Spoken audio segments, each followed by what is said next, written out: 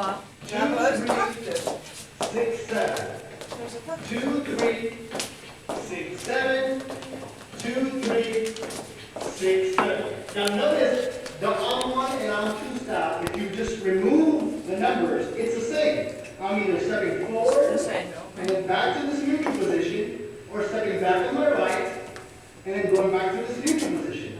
I'm either going forward, middle, back, middle. Forward, middle, back, middle. 6, 7, 2, 3, 7.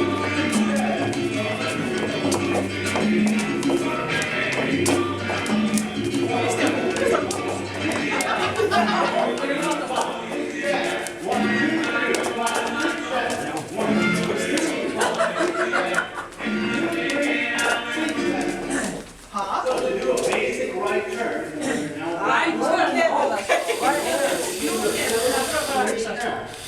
So here we go. We're going to step forward with our left, again on 1. On 2, we're going to kind of look back. 3, we're going to turn all the way around into that neutral position. Okay? Finish off our basic step. With finishing off our turn, we're actually going to step back with our right. 5, 6, 7. So the full turn looks like this. Just watch. 1, 2, 3, 5, 6, 7. Okay, so let's try it. Here we go. 1, 2, 3, 5, 6, 7. Forward. 1, 2, 3, 5, 6, 7. Forward. 1, 2, 3, 5, 6, 7. Forward. 1, 2, 3, 5, 6, 7. Forward. 1,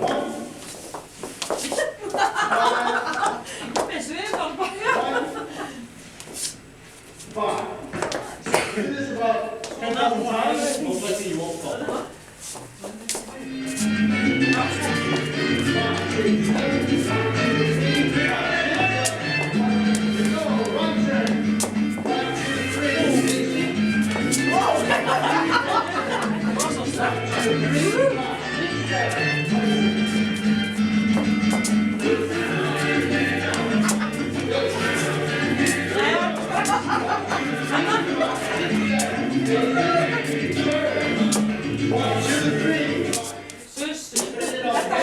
When the music comes up, we'll do one basic, and then one turn, and then one basic, and one turn, and we're going to keep going. So you have it kind of practice.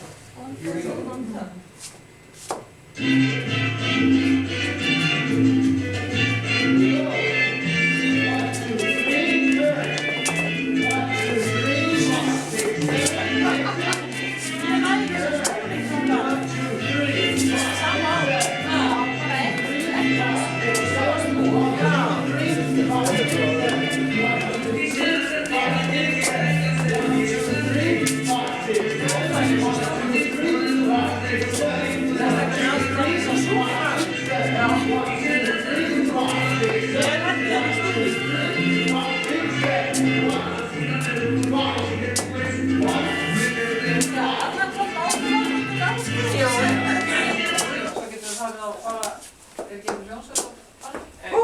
How to look naturally, Danskennsla.